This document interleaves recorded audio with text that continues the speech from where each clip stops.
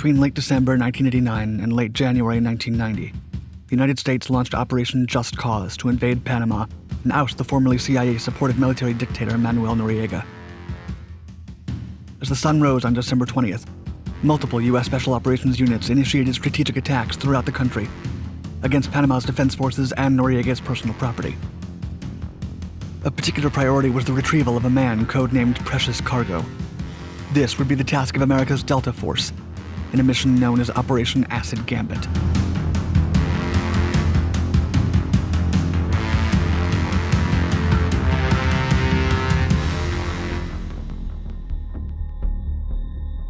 Kurt Muse was an American veteran who'd been involved in earlier plots to overthrow the oppressive military government led by Noriega.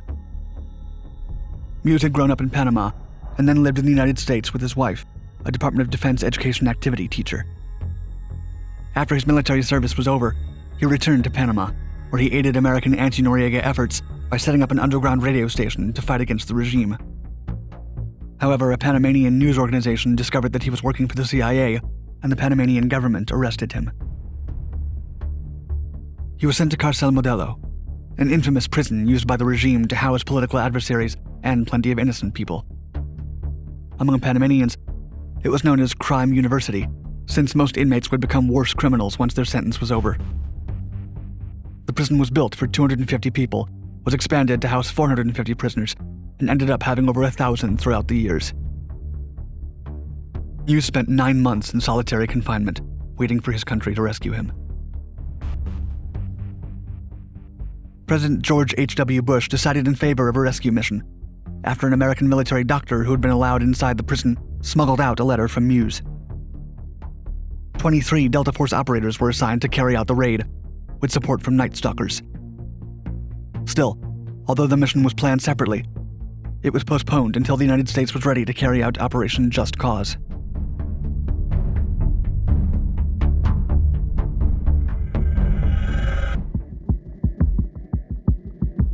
Most of the preparations and rehearsals were conducted in the spring of 1988, without consideration for the rescue mission. These began as the relationship between Panama and the U.S. deteriorated, making it increasingly evident that an armed conflict would ensue. While previous considerations of liberating Panama had only seen the need for using a surgical special operations unit for a limited mission, the increase in tensions broadened the scope of the plans. Conventional troops were trained, and elements were included from the 5th and 7th Infantry Divisions and 82nd Airborne Division, in addition to units already stationed in Panama. The operation had evolved from an initial plan meant to protect the Panama Canal and its neutrality. A total of 7 rehearsals and ops happened under the Operation Prayer Book series, including Operation Purple Storm, which planned for a possible major battle, and Operation Bushmaster, which supplemented the military police patrols of the Panama Canal with infantry units starting in December of 1987. The collective of plans and future attacks was grouped under Operation Blue Spoon. This mission, however, was renamed Operation Just Cause in a public relations move by the Pentagon.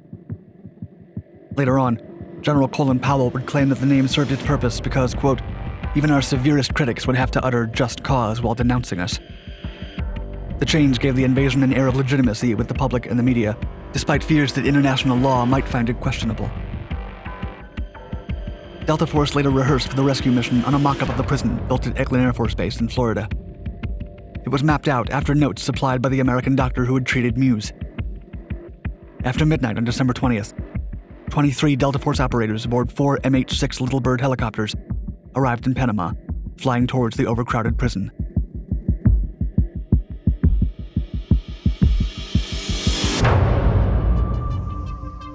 President George H.W. Bush released the 4 reasons for the invasion of Panama on the morning of December 20th, 1989, as the operation was well underway. His main goals were as follows. First, to ensure the safety of Americans in Panama, since Noriega had declared a state of war between the two nations. At the time, around 35,000 American civilians resided in the antagonistic country. As a second goal, Bush claimed to be protecting democracy and the human rights of Panamanians. In third place, were the accusations of drug trafficking and money laundering, standing against Noriega and his administration. Finally, Bush wanted to maintain the Torrijos-Carter treaties that sustained the neutral and continuous use of the Panama Canal for all nations. According to Congress and some legal experts, the treaty allowed the U.S. military to intervene because Noriega threatened the neutrality of one of the most important trade routes in the world. The invasion of the Latin American nation began at 1 a.m. local time on December 20th. The broader Operation Justice required the entry of considerable manpower into Panama. Over 27,685 troops arrived on site throughout the day and following weeks, along with more than 300 military planes. The 317th Tactical Airlift Wing transported many of the soldiers aboard C-130 Hercules aircraft. Among the military vehicles deployed to Central America were the Humvee utility vehicles and the F-117A Nighthawk planes. It was their first combat deployment, as well as that of the AH-64 Apache attack helicopter. To enter the country with some level of surprise regarding the sheer amount of approaching forces, the U.S. had 2 EF-111A Raven electronic warfare planes jam radar signals. These forces were deployed to fight against the smaller and lesser prepared 16,000 members of the Panama Defense Forces.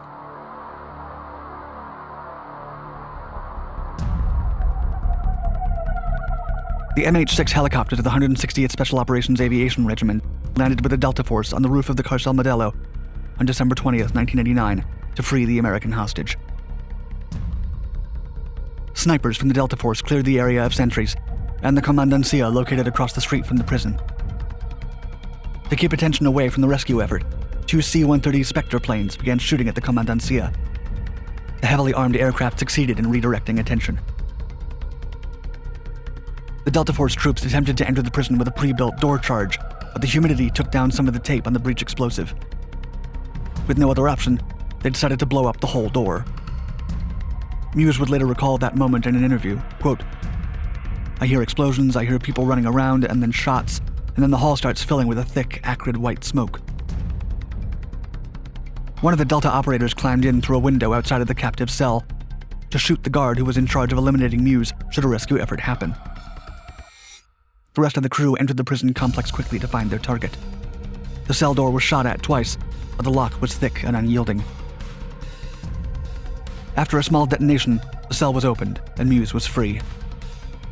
Once the jail cell was opened, Muse has stated that one of his rescuers told him, quote, "Muse, we're going to take you home." He'd spent 9 months in captivity. His liberators greeted him with a ballistic helmet, goggles, and a body armor suit. Kurt Muse was taken up to the roof so he could be flown to a U.S. base on one of the MH-6 helicopters. The rescued hostage and several of the Delta Force members got on one of the helicopters, which was subsequently shot at by the Panamanian Defense Forces. Due to the heavy gunfire, the Little Bird helicopter lost altitude and ended up on the ground. The pilot managed to start it back up, only to receive more gunfire. 5 of the Delta Force operators were injured during the crash. It became evident that the extensive damage from the attacks would not allow them to safely take off. The team and the prisoner took cover in a nearby building and set up a security perimeter. For a couple of seconds, it seemed like Muse would not get his long-awaited freedom. Then a ground vehicle from the 5th Infantry Division drove by. The Delta members signaled to the gunships flying above with an infrared strobe light. The armored personnel carrier was directed to recover the team and the former hostage. Muse would recall that the 6-minute rescue effort felt much longer at the time, stating, quote, "My rescue seemed like it took 15, 20, 30 minutes." The occasion marked the first successful hostage rescue by Delta Force.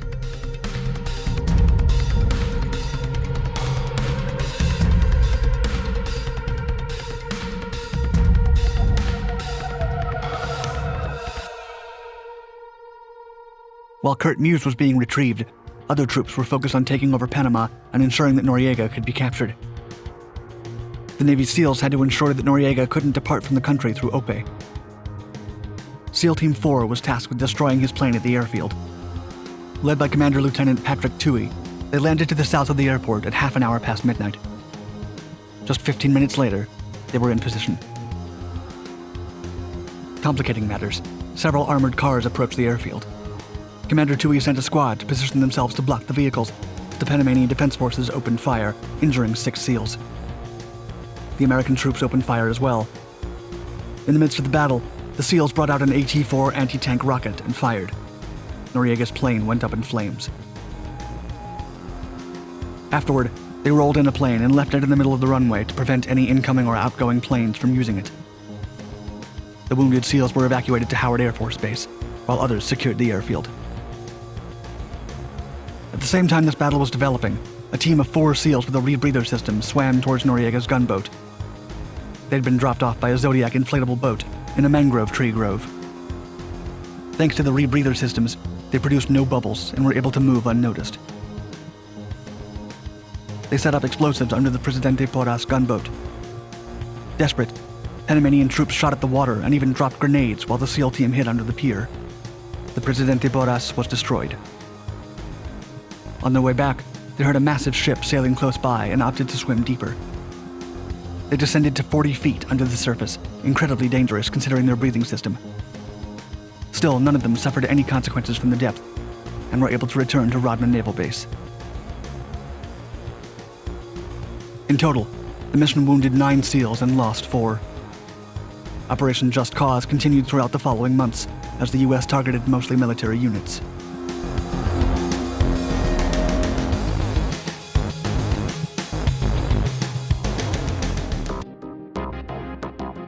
Kurt Muse published his account of the invasion and overthrow of Noriega in 2006 with the title 6 Minutes to Freedom.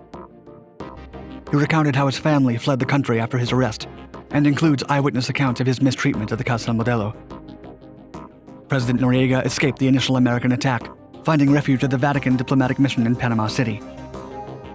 A nationwide manhunt with a $1 million reward for his capture began immediately after. The American military placed diplomatic pressure on the Vatican and even deployed psychological pressure against the dictator himself. The U.S. spent weeks playing loud rock and roll music for days and nights on end in the densely populated city, a genre of music the dictator despised. Additionally, the Joint Chiefs of Staff claimed that the music was meant to block parabolic microphones from spying on the ongoing surrender negotiations. The military dictator finally turned himself in to the U.S. military on January 3, 1990, and was sent to America on an MC-130E Combat Talon 1 plane to answer for his crimes.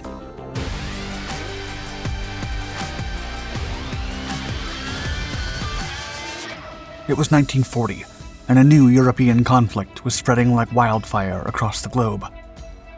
For the Allies, things were not going well. France was on the verge of collapse, and Italy was about to take control of northern Africa. This would give the enemy access to the oil fields in the Middle East, tentatively fueling the Wehrmacht for decades. Meanwhile, Britain struggled to contain the Axis advance in Egypt, and time was running out. But just when all hope seemed to vanish, Major Ralph Agar Bagnold approached General Archibald Wavell, the commander of the Middle East Command in Alexandria, with a daring and unusual idea. Bagnold had trained in desert combat and survival for many years. He believed a distinct unit of specially trained men could pierce the Libyan desert, travel the uncharted wastelands autonomously, and wreak havoc on the Italian forces in the region. After the scheme was approved, Bagnold trained the men and showed them how to modify their vehicles for the sweltering climate. The group then plunged into the scorching deserts of northern Africa to hunt the enemy in utter isolation. Before long, the long-range desert group would start tilting the balance of the war.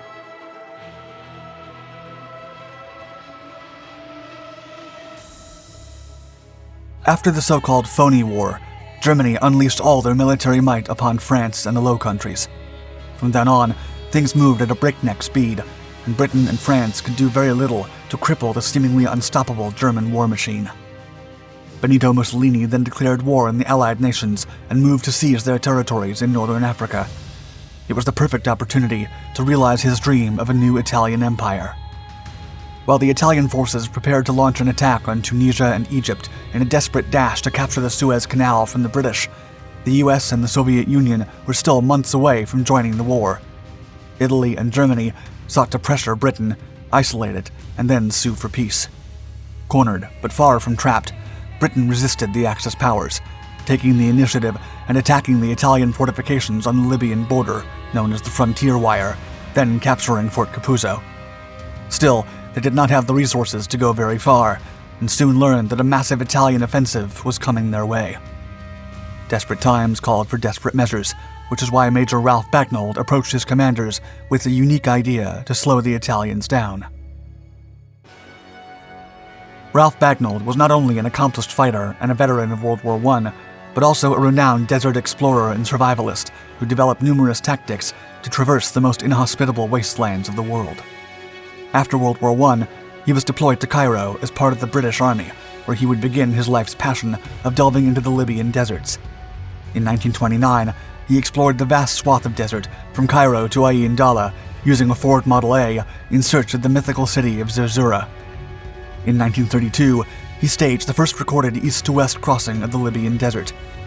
To accomplish this, he developed a wide array of unique techniques to successfully traverse deserts. One of them was a sun compass that was not affected by the iron ore deposits in the desert areas or the metallic vehicles he was driving. Bagnold also learned how to adapt motor vehicles for desert travel, lowering tire pressure, modifying the cooling systems, and even developing a unique technique for driving over the large sand dunes found in the sand seas of the Libyan desert. He would later describe the moment he climbed over the colossal sand dunes. Quote, "I increased speed. A huge glaring wall of yellow shot up high into the sky. The lorry tipped violently backwards, and we rose as in a lift, smoothly, without vibration. We floated up on a yellow cloud. All the accustomed car movements had ceased. Only the speedometer told us we were still moving fast. It was incredible." After years of exploring the desert, Bagnold answered the call of duty for a second time when World War II erupted. To his shock, world events soon took the conflict to the heart of the deserts he had so avidly explored. He would later write in his memoirs, quote, "Never in our peacetime travels had we imagined that war could ever reach the enormous empty solitudes of the inner desert, walled off by sheer distance, lack of water, and impassable seas of sand dunes. Little did we dream that any of the special equipment and techniques we had evolved for very long-distance travel and for navigation would ever be put to serious use." General Archibald Wavell was the man in charge of defending British-controlled Egypt from the Italian threat. He had served in the Egyptian Expeditionary Force during World War I and was highly familiar with desert combat and tactics. As such, the general was intrigued when Major Ralph Bagnold approached him with the idea of creating a specialized patrol group that operated deep behind Italian lines in the middle of the desert. On June 23, 1940, just a day after France surrendered to Nazi Germany, Wavell approved Bagnold's idea. Initially dubbed No. 1 Long-Range Patrol Unit, Bagnold's force was founded on July 3rd. To make up the bulk of the unit, Bagnold recruited men with a unique profile. He needed vigorous, inventive, independent soldiers with formidable physical and mental resilience and an inclination for living and fighting in complete isolation. He didn't have to go far to find a vast supply of eligible candidates, as the New Zealand farmers of the 2nd New Zealand Division were a perfect match for his needs. Over half the division volunteered when he proposed his idea. Soon, 105 men were selected and swiftly trained in Bagnold's desert survival and navigation techniques, as well as in long-range radio communications and demolitions. 3 special groups stemmed from the larger group, and the units were designated patrols. The initiative grew as the patrols began to operate and provide valuable intelligence to the British military.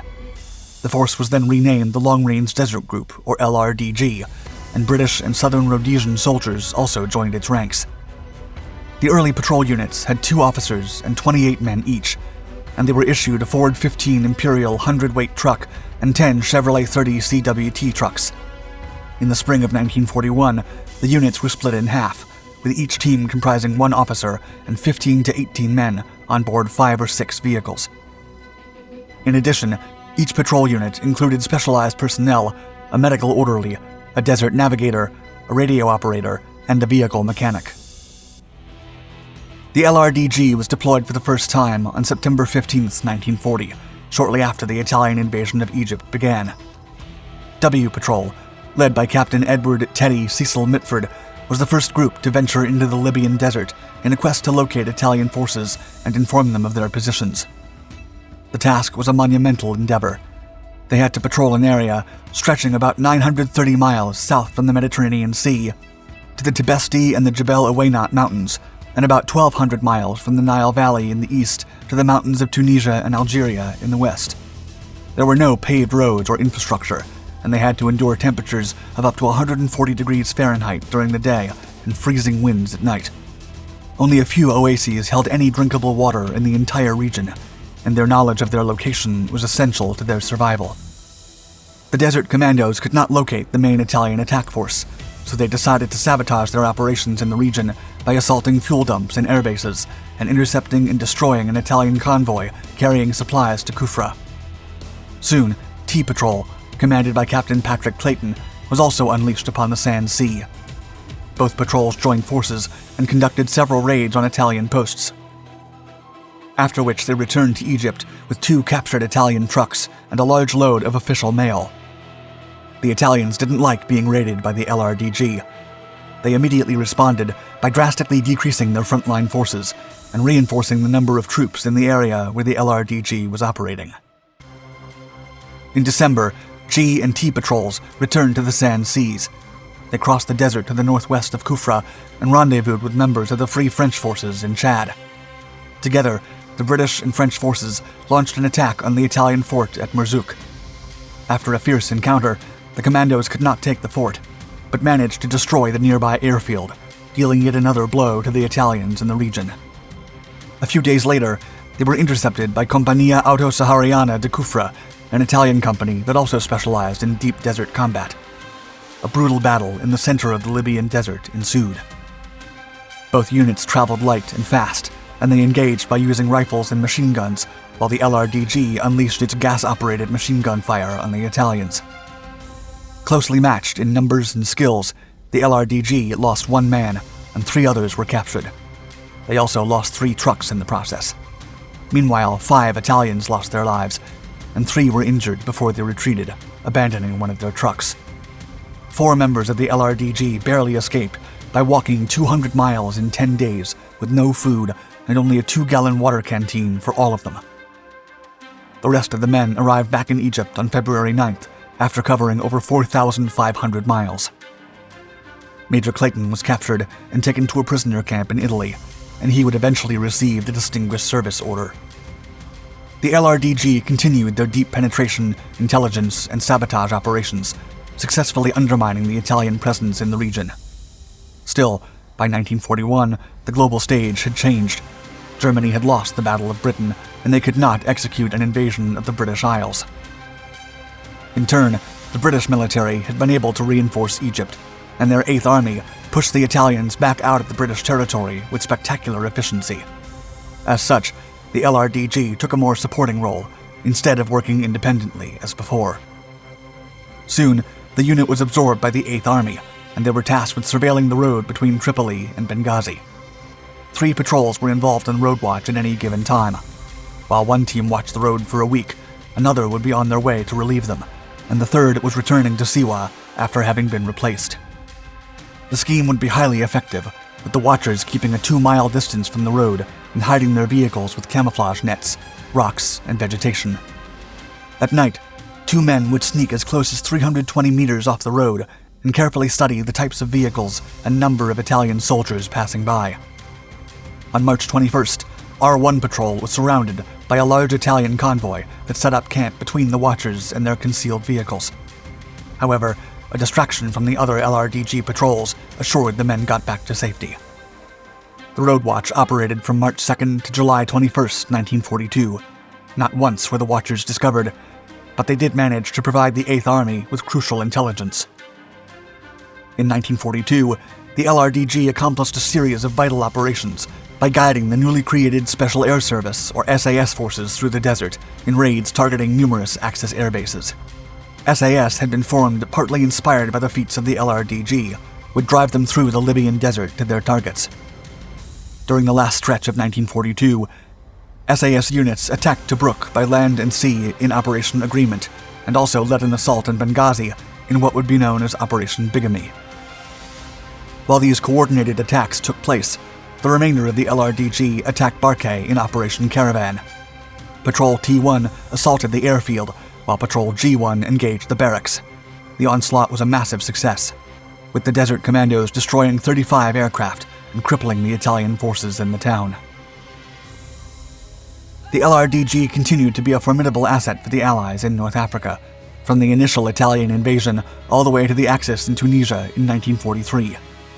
After that, the special unit moved into the Greek islands, where they continued to operate until the defeat of Nazi Germany. Eager to keep fighting, The men of the LRDG asked to be transferred to the Pacific Theater. However, their proposal was denied, and the group was disbanded in August of 1945. Despite being dissolved, the feats and the results they brought to the Allied forces in their darkest hour will be remembered forever, and their tactics and doctrine would be the basis of many future special forces, from the SAS and Green Berets all the way to the Army Rangers and Delta Force.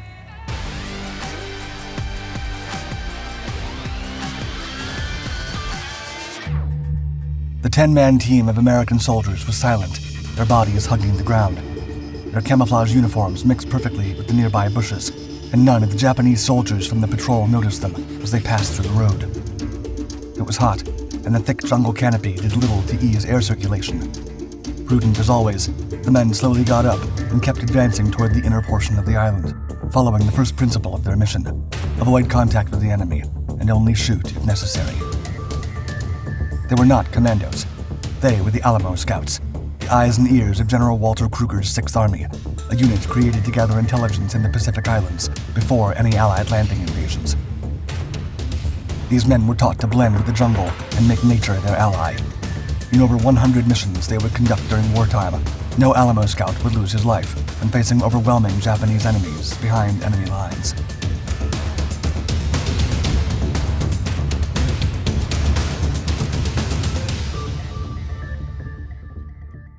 United States Army Lieutenant General Walter Kruger assumed command of the Sixth Army in early 1943. His recently created army was nicknamed the Alamo Force and would operate exclusively in the Pacific. General Kruger sought to provide his Sixth Army with the most accurate intelligence available before conducting any large operation, and decided to create a special reconnaissance unit tasked with gathering as much information as possible about the Japanese. The general sought to avoid fiascos in his area of operations, such as the one that occurred on Kiska Island in the Aleutians. The Navy and Army Air Forces bombarded the island for more than 20 days without knowing the Japanese garrison had already left the area before the bombing missions commenced. As if that was not enough, the landing forces engaged each other in the confusion of combat, resulting in self-inflicted casualties. With these fresh memories in mind, General Kruger created the Alamo Scouts, hand-picked volunteers eager to conduct reconnaissance operations behind enemy lines. On November 28, 1943, Kruger issued orders to establish the Alamo Scouts Training Center near the headquarters of the Alamo Force on Goodenough Island, off the southeastern tip of New Guinea. The orders stated, quote, "The training center will train selected volunteers in reconnaissance and radar work. The course will cover a 6-week period. Specially selected graduates will be grouped into teams at the disposal of the commanding General Alamo Force and will be designated Alamo Scouts. The remainder will be returned to their respective commands for similar use by their commanders." General Kruger selected Lieutenant Colonel Frederick Bradshaw as the director of the Alamo Scout Training Center, or ASTC. The instructors were hand-picked from the dissolved Amphibious Scouts, a U.S. Navy reconnaissance unit comprised of Army, Navy, Marines, and Australian Armed Forces personnel created in July 1943 with the same objective as the Alamo Scouts. The first class began training at ASTC on January 1, 1944. Most volunteers came from the 158th Bushmasters Regiment and the 32nd Infantry Division. They were all seasoned warriors, trained for jungle warfare. During the 6-week classes, the men were trained in weapons, physical conditioning, navigation, communications, intelligence gathering, rubber boat handling, scouting, and patrolling. Although the men were proficient in weapons handling, they were not commandos or rangers. In contrast with these forces, author Ruth Quinn notes that Alamo Scouts were trained to avoid combat unless necessary to accomplish their intelligence-gathering missions. The men that expressed a burning desire to eliminate Japanese soldiers were removed from the selection process. Education, arms proficiency, and athletic frames were not determining factors in the trainees' success. Instead, priority was given to the volunteers willing to withstand arduous marches and think logically under stressful situations. Most importantly, the optimal recruits were those willing to sacrifice their lives beyond the call of duty. The Scouts knew that if they were caught, there was no hope of assistance. Of the more than 500 recruits, only 140 were chosen as Alamo Scouts. After graduation, the men were split into 10 teams of 5 to 10 soldiers and assigned to missions ranging from long-range reconnaissance to prisoner and hostage rescue operations.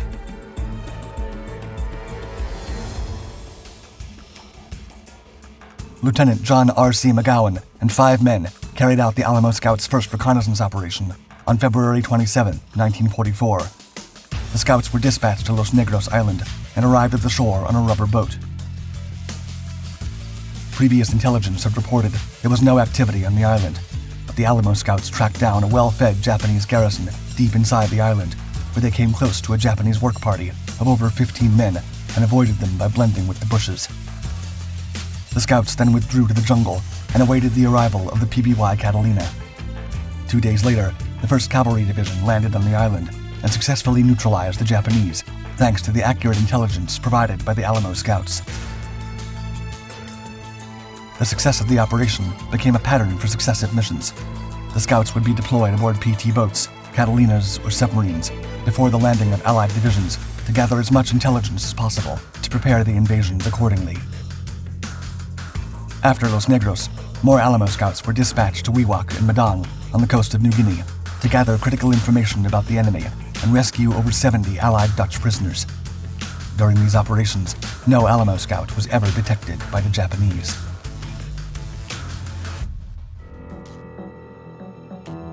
Dr. Michael E. Krivdo, from the Army Special Operations Command Historian Office, writes that Lieutenant General Kruger decided to dispatch the Alamo Scouts to Luzon Island before the large-scale landings to avoid unnecessary casualties at the beaches. The eyes and ears of Kruger reached the island during the last days of 1944 to gather intelligence about the Japanese defenders, their fortifications, and weaponry. Dr. Krivdo notes that for this operation, the Alamo Scouts were mainly used as a liaison to the local Filipino guerrilla groups. Team Littlefield was the first squad ashore and led a long-range reconnaissance mission of over 56 miles to link up with the guerrillas of Colonel Marcos V. Marking Agustin near the town of Tarlac. The Scouts of the Nellist team were tasked with locating and destroying several concealed artillery pieces that the Japanese planned to employ to attack the landing forces.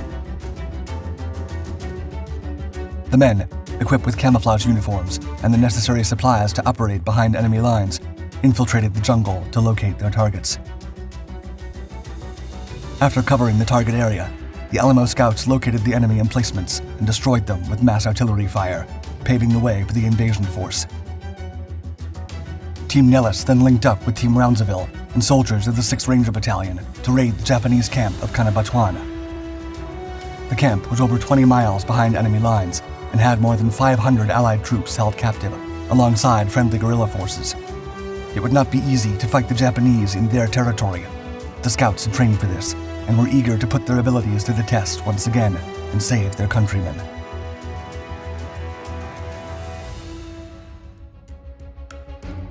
The Roundsville and Nellis teams approached Canabatuan under cover of night to gather information about the latest Japanese movements near the camp. The entire area was under heavy enemy presence, and getting close to it was impossible due to the flat terrain. Instead, Lieutenant Bill Nellist decided to observe enemy activity from an outpost, a lone shack located near the compound. He dressed as a local Filipino and gained access to the hut to monitor the Japanese and provide the Rangers with the best routes to surprise the hostile garrison and carry on with the camp's liberation. The Rangers' commander, Henry Mucci, ordered his men to prepare for the nighttime raid on January 30th. A P-61 Black Widow night fighter passed over the compound to distract the Japanese and signal the attack. The 100 Rangers, with support from the Scouts and over 200 Filipino guerrillas, stormed the compound from all sides, overwhelming the Japanese defenders. During the 30-minute raid, over 500 Japanese troops perished under the accurate fire of the attackers. The Alamo Scouts and the Rangers rescued 511 Allied prisoners and captured over 80 Japanese soldiers.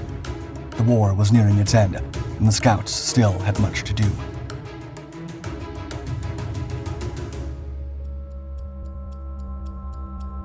By the summer of 1945, the Alamo Scouts had conducted more than 100 missions behind enemy lines and had not been detected once by the Japanese. Additionally, less than 10 Alamo Scouts were injured during the numerous encounters with the enemy. None perished. While the American High Command prepared the invasion of mainland Japan, The Alamo Scouts were considered the tip of the spear of the large-scale offensive. The men were expected to land on Kyushu Island, where more than 600,000 Japanese were stationed, and gather intelligence about troop distribution. Fortunately for the Scouts, President Truman opted to drop the atomic bombs and end the war. After some months of security for key officers during the occupation of Japan, the Alamo Scouts were disbanded in Kyoto in November 1945. Some Scout members later managed to make their way to the ranks of the Army Special Forces. In 1988, the Alamo Scouts received the Army Special Forces tab and were added to the lineage of the current U.S. Special Operators. Moreover, the Alamo Scouts clearly demonstrated they were value-added, and how Special Operations Forces could provide unique skills to conventional forces in major theaters of operation.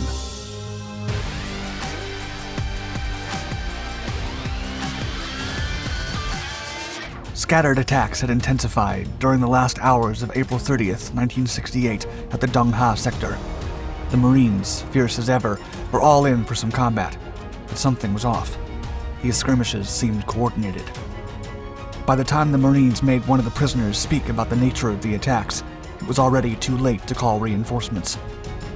The sector was being invaded by more than 10,000 NBA troops coming from all directions, and there were only 600 Marines to stop them. It was now up to the outnumbered Leathernecks to fend off a massive assault from taking over the sector. Even so, many Devil Dogs were optimistic. The odds were not even. Not for the NBA.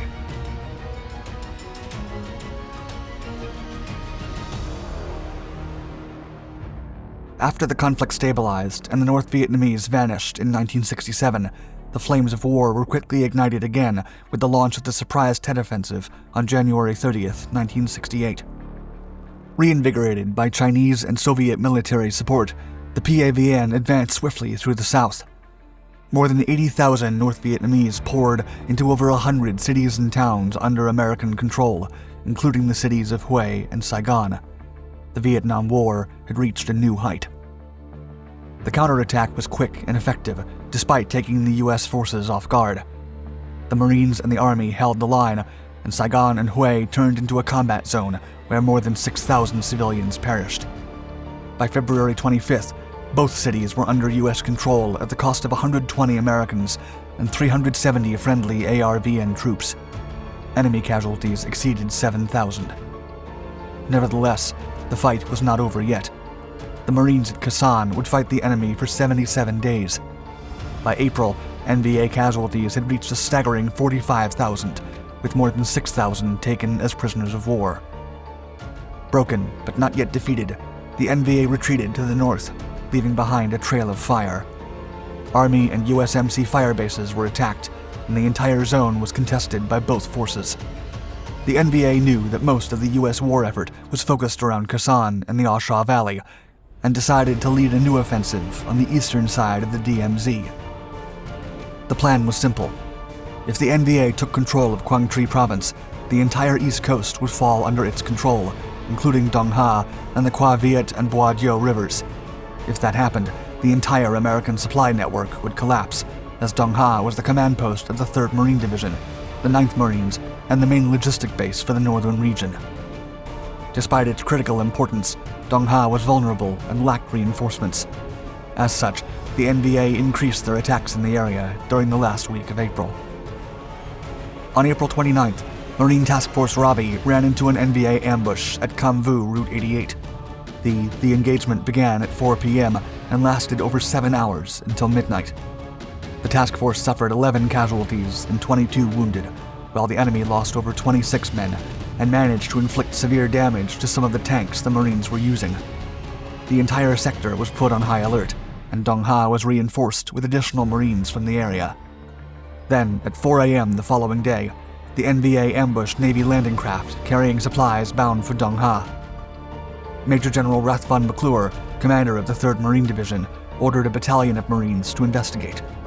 The 3rd Battalion, 9th Marines, was dispatched to the same location to cleanse it of NBA presence, and a violent firefight broke out. The Vietnamese retreated under cover of artillery and mortar fire, but lost over 40 soldiers. Over 70 Leathernecks were wounded and 20 perished. While the men of the 9th recovered, another encounter erupted some 2,500 meters north of Dongha in the village of Daido. This time, the 2nd Battalion, 4th Marines, faced the powerful 320th NVA Division. At least 4 NVA battalions had made their way into friendly territory without being noticed, and immediately entrenched themselves with well-defended bunkers. The enemy soon went on the offensive and began pinning down Marine units in the area. Companies F and H, with the assistance of 2 M48 Patton tanks and Amtraks, then launched an attack on Daido at around 2 p.m. However, mortar and recoilless rifle fire destroyed one of the Amtraks, and the Marines' advance was halted by accurate NVA machine gun fire. Even so, the Devil Dogs were able to capture Dongshuan. Another Marine task force was sent aboard Navy patrol boats to secure a landing zone near Lamzhuan, but encountered heavy enemy resistance. The Marines lost another Amtrak, and Company B was pinned down trying to secure Anlok. Although the 600 Marines in the region did not know it yet, they were simultaneously fighting over 10,000 NVA forces. However, the enemy didn't know they were fighting a drastically inferior force either. The Devil Dogs were unable to secure Daido when it was overwhelmed by the enemy during the night, but Lieutenant Commander William Weiss, the battalion commander of the 2-4 Marines, ordered Gulf Company to attack Daido at 10:40 a.m. on May 1st, after 2 hours of intense shelling and bombing. Gulf Company Commander Captain J.R. Vargas then proceeded to clear out the NVA bunkers. The valiant captain was wounded a second time during the attack, but kept fighting and assumed a defensive position after falling back. Meanwhile, Echo Company, under the command of Captain James E. Livingston, was on the move towards Anlok. Once at the town, Livingston gathered the remnants of another Marine unit and interrogated a dozen prisoners of war. The Marines then learned they were facing more than 12 NVA companies. At 3 a.m. on May 2nd, Livingston received orders to prepare Echo Company for a close-quarters attack on Daido. They then fixed their bayonets and charged with their M16s straight into the enemy. Echo linked up with Gulf Company and Captain Vargas along the way, and both companies split up and attacked from different flanks. While Livingston stormed the enemy trenches, Vargas and his men were greeted by RPK machine gun fire from NVA bunkers. Hand-to-hand combat followed inside the enemy positions, but while cleaning the enemy bunkers, Livingston was wounded by shrapnel. Even so, he continued leading his men, and Vargas and Gulf then joined Echo to form a defensive perimeter. When the hardened Marines were about to take a deep breath from the intense charge, Hotel Company showed up in a nearby stream. However, it was immediately pinned down by concealed Vietnamese forces. Gulf and Echo tried to support their comrades, but Livingston was hit by machine gun fire as the Marines rushed to the enemy. His leg was almost torn apart. The seasoned captain ordered his men to withdraw and held his ground until all his Marines were safe. Only then did he allow his troops to evacuate him to the defensive perimeter. As night covered the horizon, the able-bodied Marines from the scattered companies gathered and stood vigilant for another NVA attack. The Americans were resupplied by Navy boats and enjoyed food and rest before the NVA began sending more scout troops. The Vietnamese launched the main assault, but were decimated by the M60 machine guns from the Marines and their artillery support. Gulf and Foxtrot companies then charged the retreating enemy. While doing so, Captain Vargas and his men were pinned down by enemy reinforcements and were forced to stay prone in rice paddies near Tuang Do. Bullets were flying over their heads, and Vargas ordered his men to crawl inside the perimeter to stay together. He then called in artillery and naval fire to support Gulf. Vargas was then hit a fourth time while issuing orders, but managed to impose order and began retreating.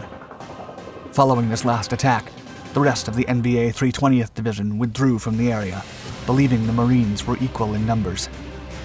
By May 3rd, Daido had been completely secured once again. The Marines had lost over 80 men, with some 400 wounded out of the 600-strong garrison during the 3-day battle. In contrast, the NVA reported about 2,500 casualties out of the 10,000 that took part in the attacks. Captains Vargas and Livingston were awarded the Medal of Honor for their exemplary leadership in combat, and most of the 2-4 Marines were awarded the Purple Heart. Despite the incredible odds, the battle was buried by the media outlets at the time. Only a small percentage of Americans knew what happened to the 600 Marines. The blackout was not intentional. Marine survivors have pointed out that the battle coincided with the riots and political unrest that took hold of the United States following the assassination of Reverend Martin Luther King Jr.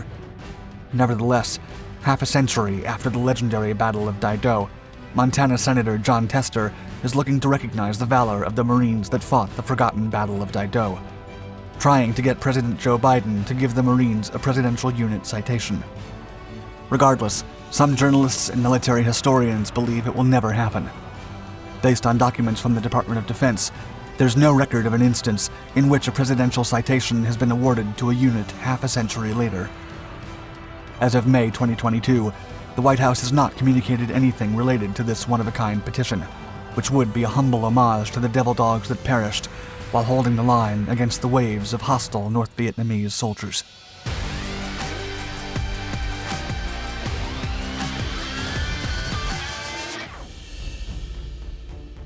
In the early days of the Nazi Party, Adolf Hitler recruited a selected elite of close and loyal followers that would protect his rise to power.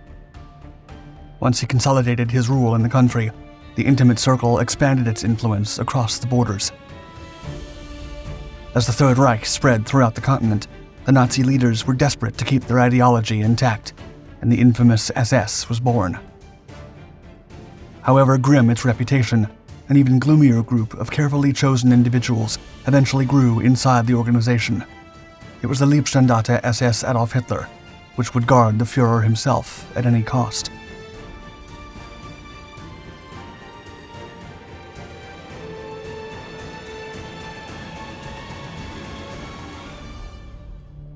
Friend or foe? Long before the National Socialist German Workers' Party came to power, several prominent figures were starting to get noticed. One of them was Adolf Hitler. During the formative years of the Nazi Party, the elite created special units with the single purpose of protecting those in command. In his first speeches, the future Führer was guarded by Ernst Röhm and the 19th Trench Mortar Company, the first record of a bodyguard unit. Shortly after, the group evolved into the Sturmabteilung, or SA. From the beginning, Hitler acknowledged the unit's value as a potential threat and a helpful tool. As such, he ordered another one made up of the most loyal followers. The Stabswache was then formed and received the distinctive insignia of the Totenkopf, or Death's Head. It was eventually renamed Stoßtrupp Hitler. As early as November 9, 1923, the unit, along with the SA and several other formations, launched the attempted putsch against the Weimar Republic. When the operation failed, Hitler was jailed, along with many other members. Unsurprisingly, the Nazi Party was banned, and the Stoßtrupp Hitler was disbanded. Even so, the SA, under the leadership of Ernst Röhm, survived, but it was given a different name: the Frontbahn.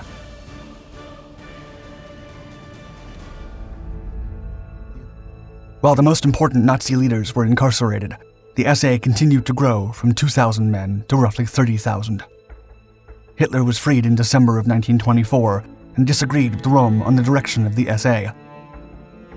Soon, Röhm was murdered during the Night of the Long Knives, along with many of the unit's leaders.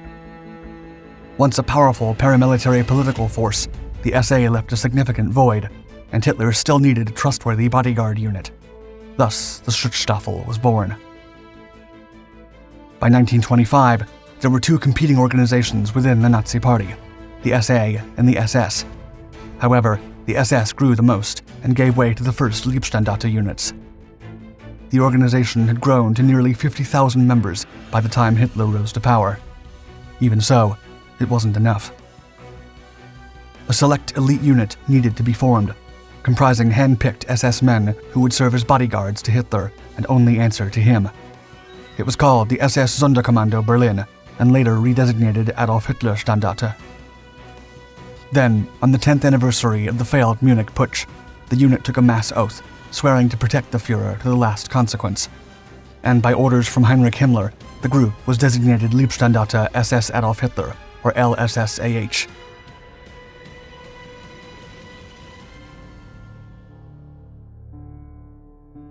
Following the political tensions stemming from the removal of the SA's problematic heads, two companies of the LSSAH that had taken part in the move to quell both the real and imaginary threats were mobilized under Otto Reich and Jürgen Wagner. Then, on the last day of June, they arrived in Munich. A select few were sent to join a firing squad to neutralize traitors threatening to overthrow the state. By the time the whole affair was over, the SS had risen as an independent organization. The following year, the unit was sent to the Saarland to help in the reoccupation, after which they were in the vanguard of the march into Austria and participated in the occupation of the Sudetenland in 1938. By then, they wore field grey uniforms, similar to the army. When World War II started, the unit had already become an entire infantry regiment with several battalions, as well as anti-tank, reconnaissance, and engineer subunits. Then, after participating in the annexation of Bohemia and Moravia, the LSSAH was redesignated Infanterieregiment Leibstandarte SS Adolf Hitler. In mid-1939, the Polish crisis demanded that the LSSAH join the 13th Army Corps, which was preparing for the impending attack on Poland. At first, the unit was attached to the 17th Infantry Division and provided flank protection for the southern pincer. As such, the regiment participated in several battles against the Polish, most notably cavalry brigades attempting to smash the German flanks. The men also engaged elements of the Polish 28th Infantry Division and the Wolinska Cavalry Brigade in close combat near Lodz. Soon, the LSSAH became known for committing atrocities against civilians across several Polish towns, all while under the symbol of the skeleton key.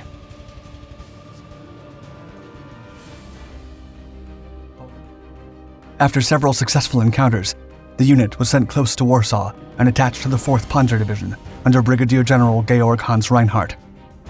The unit helped prevent encircled Polish units from escaping and repelled several attempts from other enemy troops to break through. As swift as the military victory over Poland was, the army had reservations about the LSSAH and other SSVT units, as their casualty rate was considerably higher than regular units. Even so, the formation was pulled back into Germany, where the men rested and refitted before joining the Western campaign. The LSSAH would first fight against the Low Countries and then against France. Though initially an army reserve, the unit had a motorcycle battalion linked up with the Fallschirmjäger troops in Rotterdam. The action then lulled for a while until the British retreat at Dunkirk, where the LSSAH combated the shrinking beachheads of the evacuating army.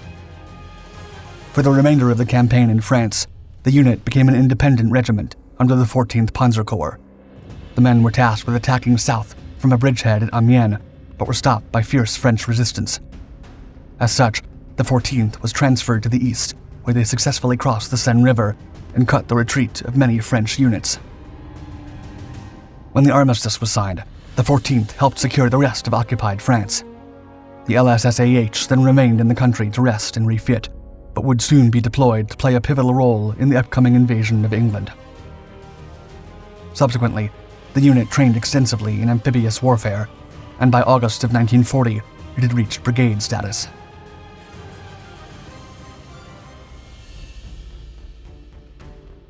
When the invasion of England was cancelled, the LSSAH was deployed to Romania. Under the 40th Army Corps, the brigade would take part in the invasion of Yugoslavia and Greece, where they rescued the retreating Italians. The LSSAH kept pushing the British into Greece, chasing them for 18 days. The unit then crossed the Gulf of Corinth in fishing boats and met the retreating Allies on the Peloponnesus. Before April ended, the Germans had forced the British into a similar situation as Dunkirk, and they barely managed to escape to Crete. The campaign was successful, and the LSSAH was again given divisional status, although only in name. Now attached to the 54th Army Corps, they would then invade the Soviet Union. As part of Army Group South, the LSSAH saw action in the assault of the Tartar Ditch, blocking the entrance to Crimea. The unit was then transferred to Panzer Group 1 to support the massive encirclement of the Kiev pocket and the drive on Rostov. Although the LSSAH took Rostov, the unit was driven out by Soviet countermaneuvers and forced to cross the Meuse River and take defensive positions. Severely mauled, the unit was pulled back to Paris in the summer of 1942, after which it was upgraded to a Panzer Grenadier Division.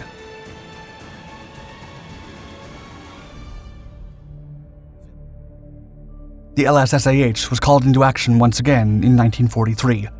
After joining the fight on the Eastern Front, the unit participated in the massive battles to recapture Kharkiv and in the Battle of Kursk. However, they were abruptly stopped by Soviet resistance and sent to Italy for an anti-partisan assignment. Once re-equipped and renamed as a full Panzer division, the unit was tasked with rescuing the crumbling situation on the Eastern Front, where the Soviets launched another massive winter offensive. While there, the LSSAH was nearly destroyed by a Soviet encirclement, but the SS Panzer Corps eventually rescued them. Subsequently, the unit had to be refitted in France. When D-Day came, in June of 1944, the unit was committed in Caen, Falaise, and Argenton, but a superior Allied force pushed it behind the Siegfried Line in Germany. By December, the entire unit was attached to the 1st SS Panzer Corps. Notably, the attack in the Ardennes region was highly successful, but the victory was halted by downed bridges, lack of supplies, and incessant Allied air power. Realizing there was no way to pierce through the Ardennes, the unit was instead transferred to the east for a last stand against the Soviets. As such, the LSSAH was part of the last official German war offensive, which tried to rescue besieged forces in Budapest.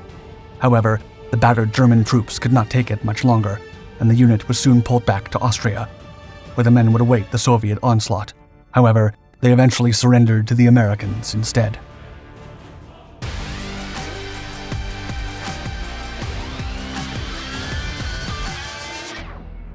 The 320 men of the elite Canadian Black Watch were ready to storm Verrières Ridge to break out of Normandy following the D-Day landings. The men had lost their officers during a previous skirmish, leaving only 26-year-old Major Phil Griffin in command. The Canadians were supposed to attack during pre-dawn to avoid becoming an easy target for the entrenched Waffen-SS troops. However, it was now 9 a.m., and their tank and artillery support was not there. Despite this setback, the top officers ordered Griffin to lead his men forward and march into the belly of the beast. Undeterred, Griffin rallied his troops and called upon them to fix bayonets. The Black Watch advanced in perfect order, unaware that an enemy force 3 times their size was expecting them, with dozens of machine guns, mortars, and well-placed artillery just past the slope. As the Black Watch advanced, the enemy opened fire. The air was filled with the sound of gunfire and the screams of the wounded. But Griffin and his men did not falter. They pressed on, determined to achieve their objective.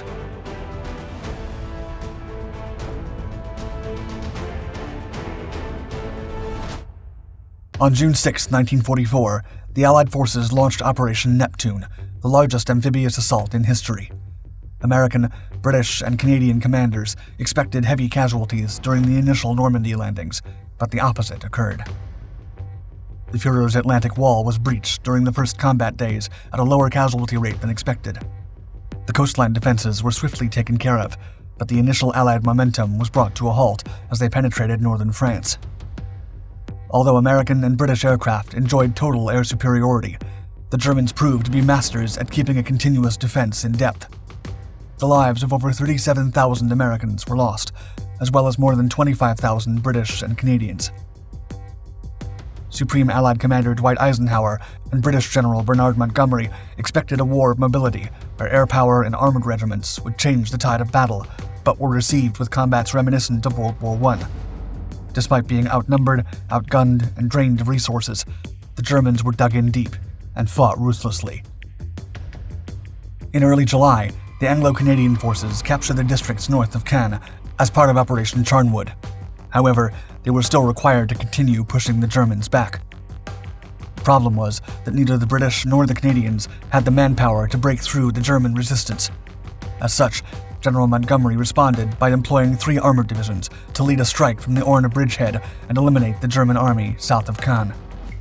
To achieve his objectives, Montgomery began concentrating large contingents of troops to attack a specific enemy garrison and overwhelm them with sheer force, just as he had done against Erwin Rommel's Afrika Korps during the North African campaign.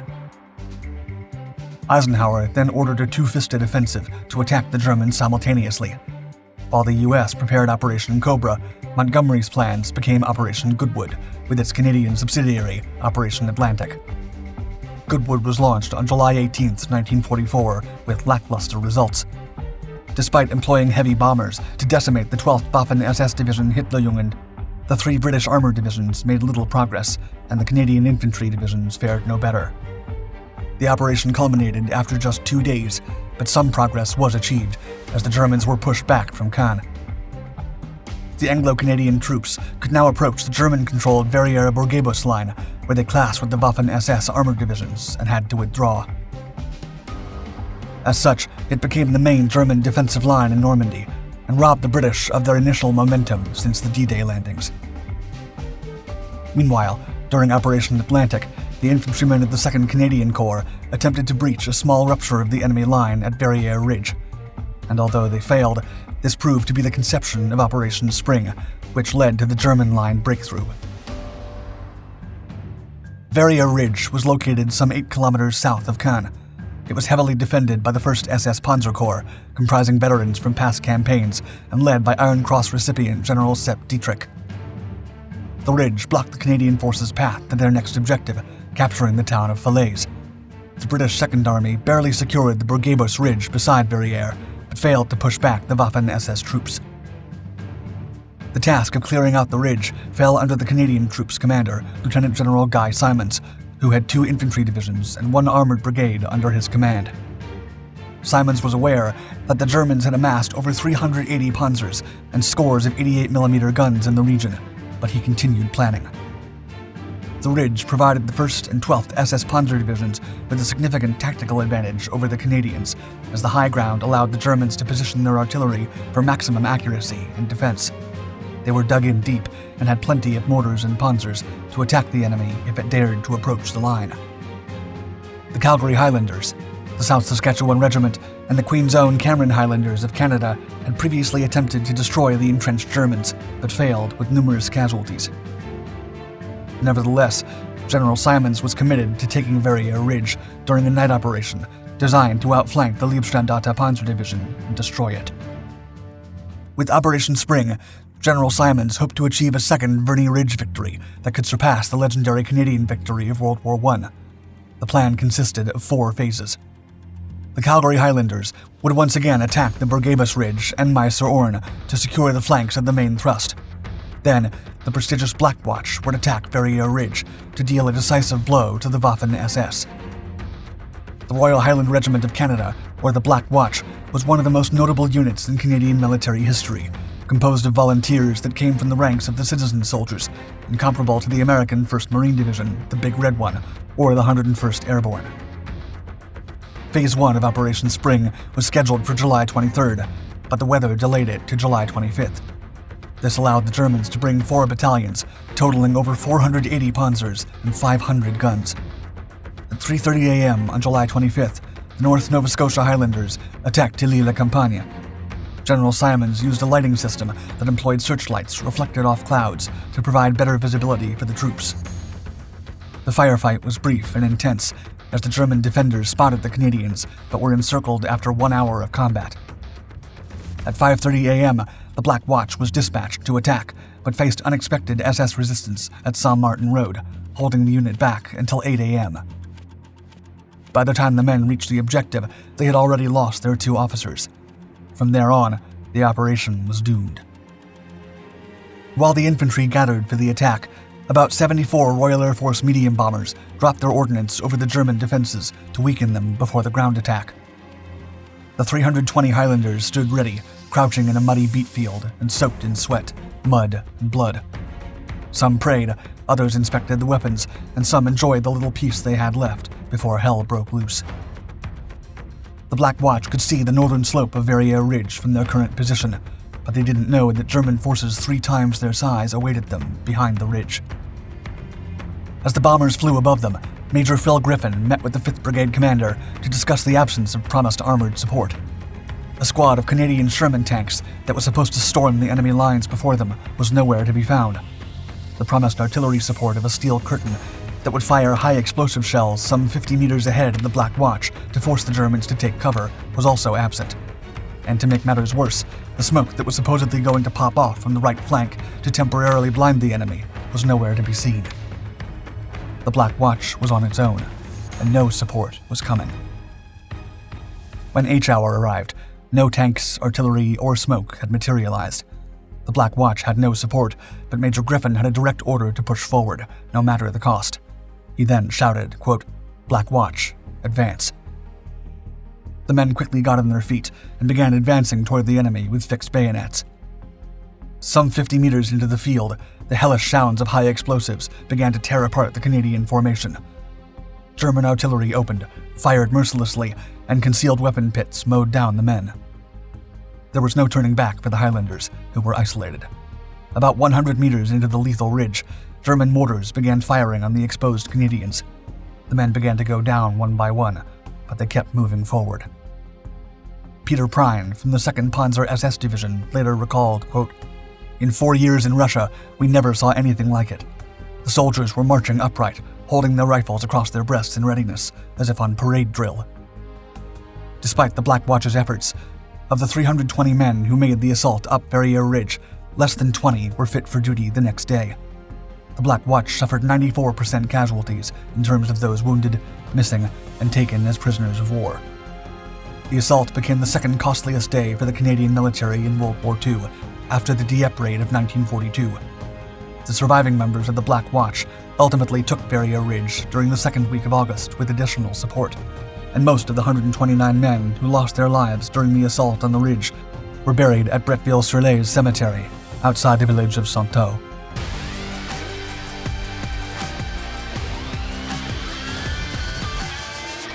The Greek sacred band was steeped in the epic military history of the ancient hoplite warriors.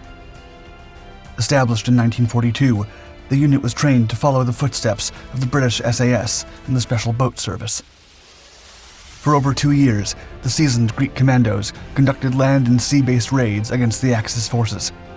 Having honed their skills to perfection, they were now ready to reconquer the Aegean Islands. During moonless nights, the commandos boarded their small boats, stealthily approached the Dodecanese Islands, and launched hit-and-run attacks from multiple sectors to overwhelm the enemy. By the time the Axis forces could retaliate, they were already encircled and cut off by several commandos. This strategy cemented the reputation of the Greek sacred band as the corsairs and liberators of the Aegean.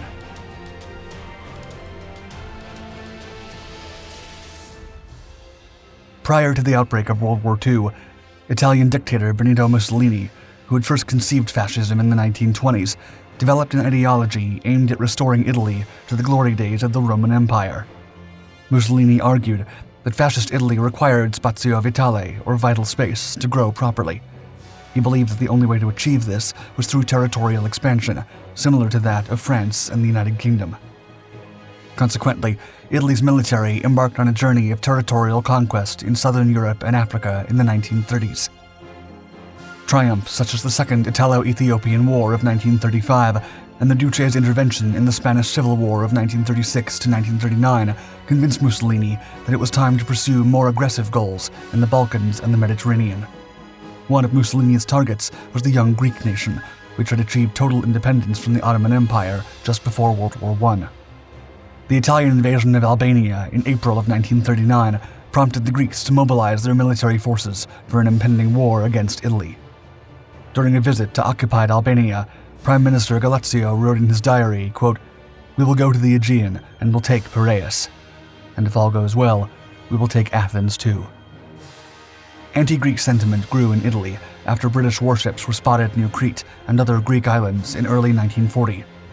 Mussolini used this as a pretext to satisfy his territorial ambitions and launched a full-scale invasion of Greece on October 28th.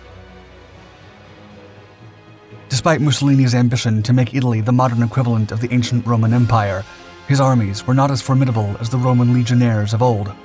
Besides the elite Alpini and Bersaglieri, most Italian troops were undertrained and lacked the morale needed for a lengthy campaign. The Greek military, on the other hand, responded to the Italian invasion with heroic bravery, due in large part to the experience of its officers. Many of them had served in the Balkan Wars of 1912 and 13, World War I, and the Greco-Turkish War of 1919.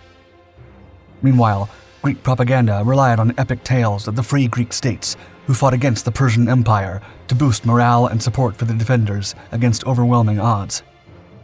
Echoing the spirit of their forefathers who fought at Marathon, Salamis, and Thermopylae, the outnumbered Greeks fought tirelessly against the Italians and succeeded in pushing them back in January of 1941. This humiliating defeat forced Hitler to launch Operation Marita, the Wehrmacht's invasion of Greece 3 months later.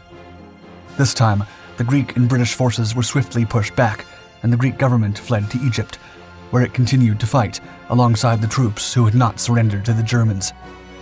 Once in exile, Greek Air Force Lieutenant Colonel G. Alexandris recognized the surplus of officers and non-commissioned officers, or NCOs, in the Hellenic army.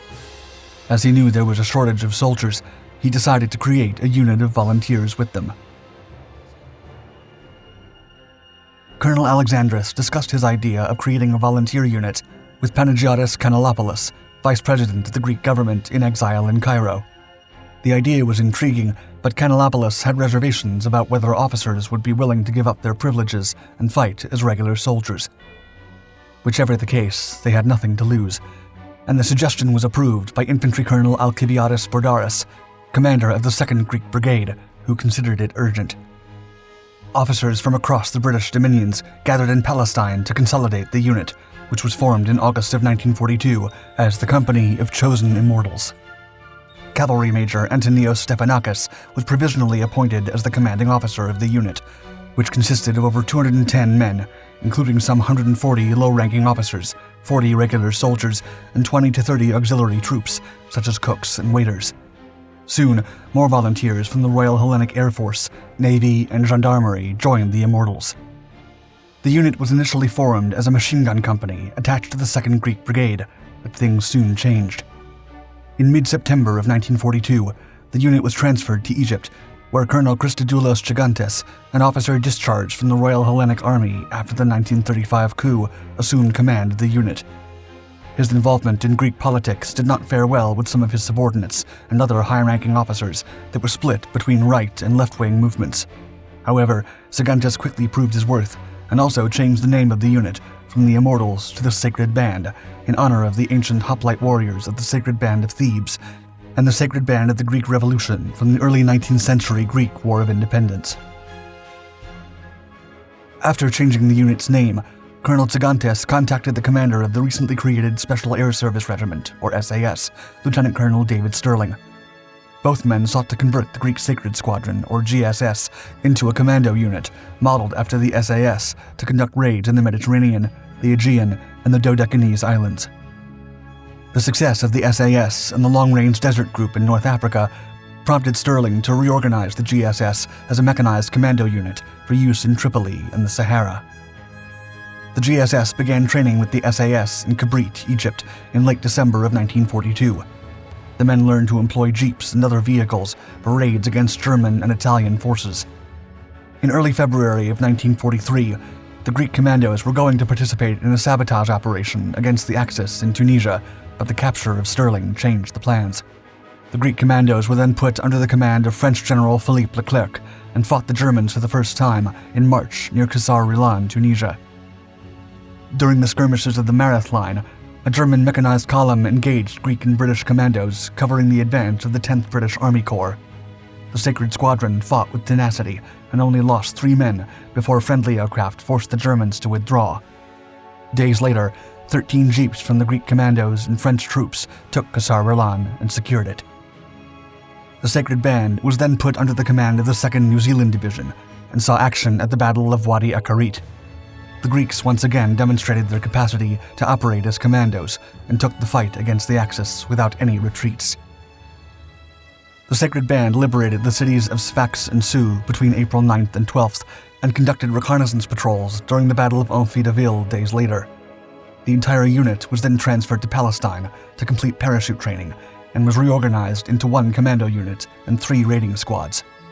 While the commando unit would continue operating just like the British SAS, the raiding squads would follow the steps of the British Special Boat Service, or SBS, which was focused on amphibious assaults, seaborne raids, and aerial operations over the Aegean Islands. Following extensive training in new tactics, some men were airdropped over the island of Samoa in October, while others secured the island aboard fishing boats. Once the Sacred Squadron secured Samoa, the island was bombed by the Germans. Overwhelmed and surrounded, the British extracted the unit in November. However, they soon resumed raiding operations and split into 2 sectors. The Greeks employed hit-and-run tactics against German fortifications in the Dodecanese Islands and operated in units that ranged from 12 to 30 men and consistently sailed at night to conceal their positions. Once a specific garrison was identified, reconnaissance patrols observed them meticulously for days before launching a daring hit-and-run attack. The year 1944 was hailed as the year of raids for the Sacred Squadron, and Colonel Tsigantes closely observed the 3 amphibious detachments during their operations. The Greek commandos unleashed the wrath of the ancient hoplites by destroying German shipping vessels, dry docks, fuel tanks, electricity lines, and other essential facilities for the German war effort. In February of 1944, the attacks intensified, and 2 months later, the Sacred Squadron became a regiment, now with about 1,000 men in its ranks. With support from the British Special Boat Service, the elite regiment continued destroying the Germans in the Aegean Islands. Surprise attacks were conducted in Samoa, Paros, and Chios, and on June 20th, a unit attacked a German outpost in the Bay of Jura, Lesbos.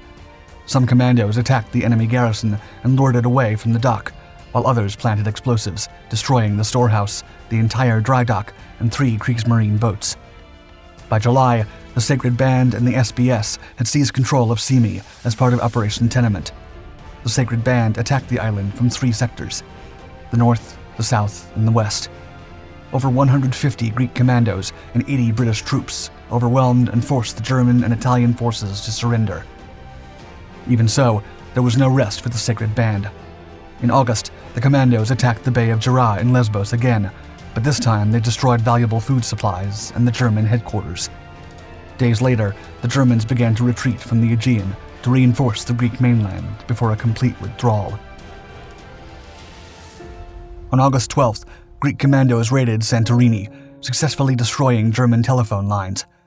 These actions were followed by a raid on Kos, where the Sacred Band neutralized a German and Italian garrison.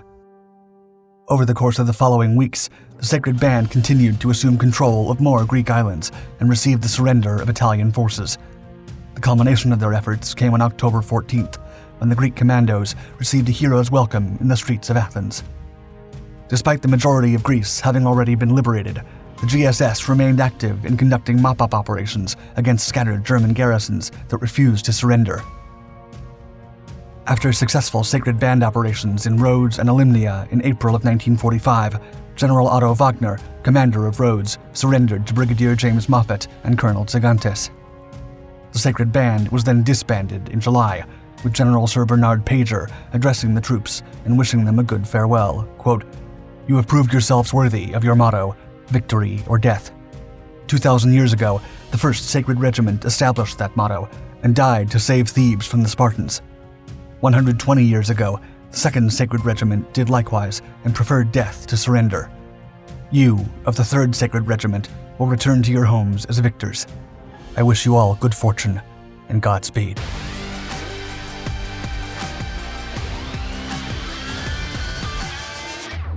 The idea behind Operation Postmaster was a sensitive and potentially catastrophic bone of contention that had British authorities torn apart as 1941 drew to a close. On the one hand, the small-scale raiding force and special operations executive operatives that had come up with it were more than eager to show the world the capabilities of commando warfare. In their mind, stealing several German ships right in front of the noses of the Third Reich would be a risky yet attainable operation. On the other hand, some British officials were concerned about the mission taking place on the island of Fernando Po, a Spanish African territory. The event could ignite a diplomatic conundrum if the mission failed and British commandos were captured in neutral territory. The Franco regime was all but a wartime ally of Nazi Germany, and an act of aggression on their territory had the potential to be the last drop that pushed Franco into joining the Axis powers.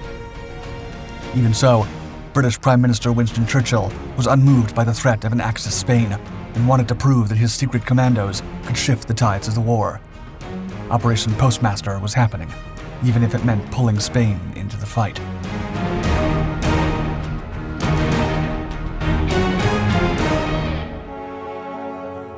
In the summer of 1941, the Special Operations Executive, or SOE, experiment was still in its infancy. Despite Churchill's confidence in its ability to help the war efforts, most Allied military authorities didn't place much hope in the elusive commandos that the Prime Ministers seemed to advocate so passionately.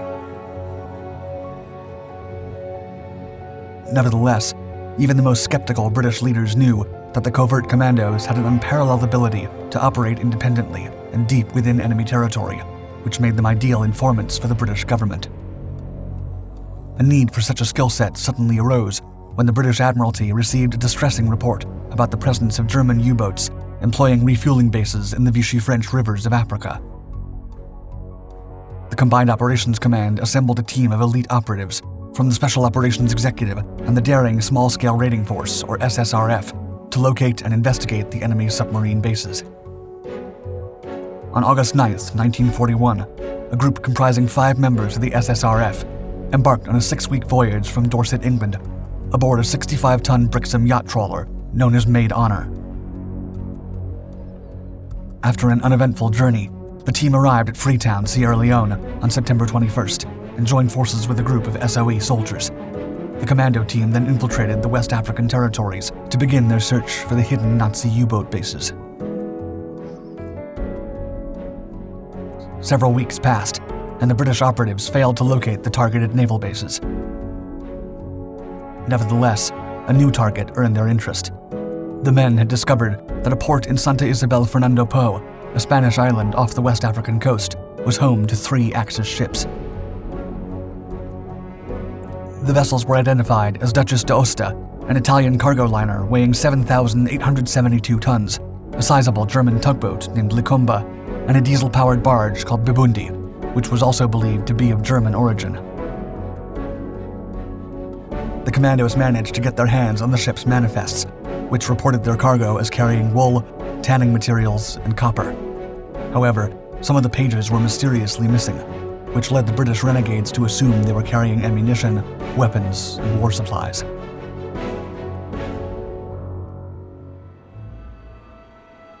The operatives divided their attention.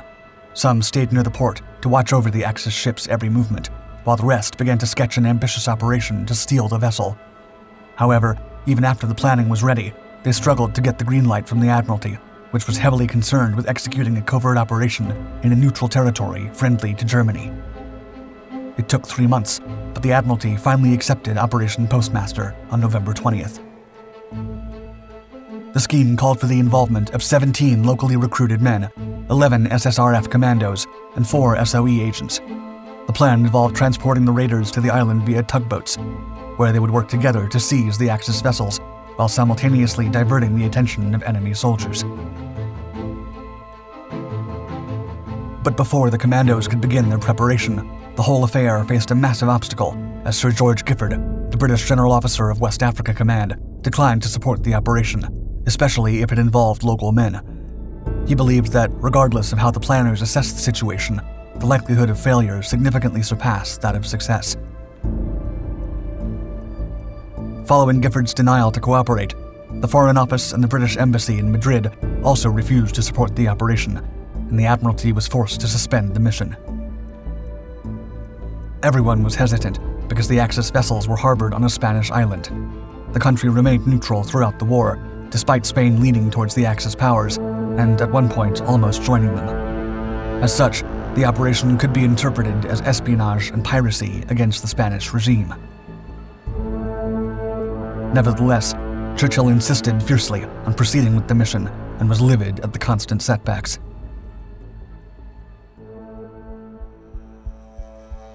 Months passed, and Spain began tightening its relations with the Axis powers. In response, the SSRF started to pressure the Admiralty to revisit Operation Postmaster.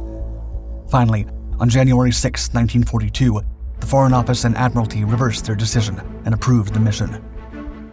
Immediately, the SEO and SSRF agents began to reformulate their plan, as the Admiralty prohibited using the original 17 locals.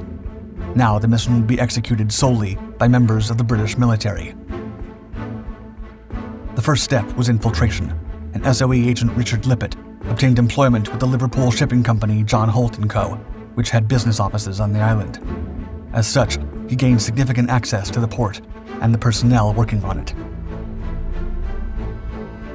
Soon, Lippett learned that the crew from Duchess d'Aosta were a wild bunch of sailors who loved to party when they were off duty.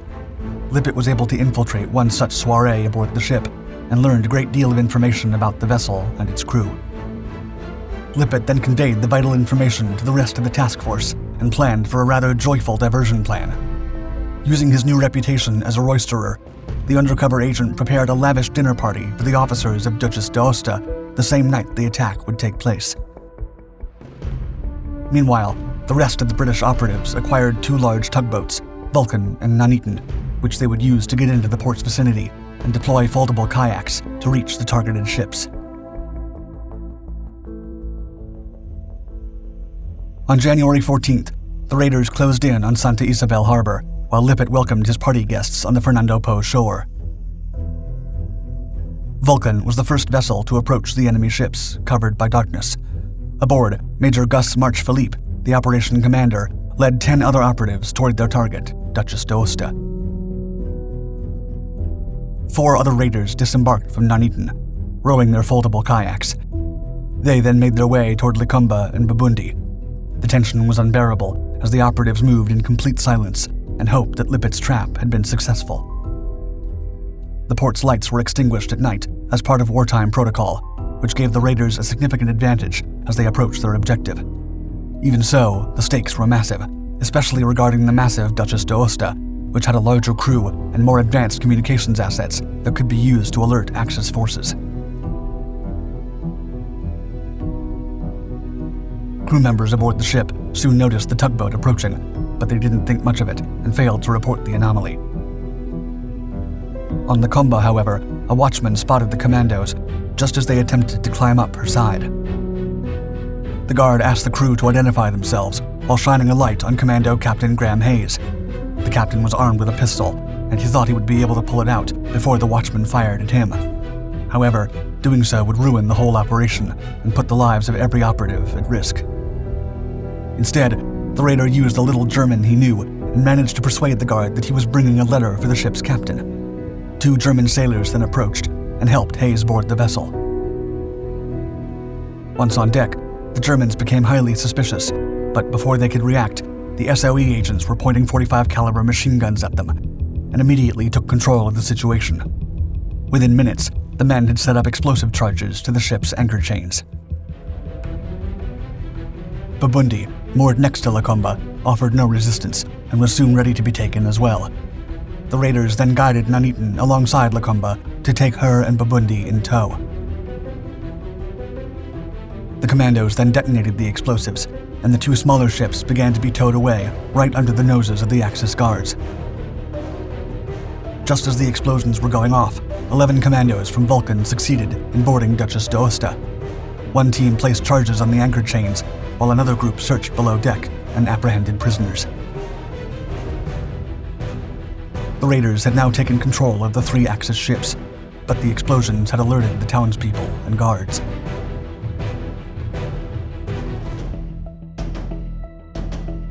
Despite alerting the entire town, the locals didn't try to stop the ships that were being towed away, and they attributed the attack to an aerial raid. The town's anti-air emplacements began to fire vehemently into the night sky, although there were no warplanes to target.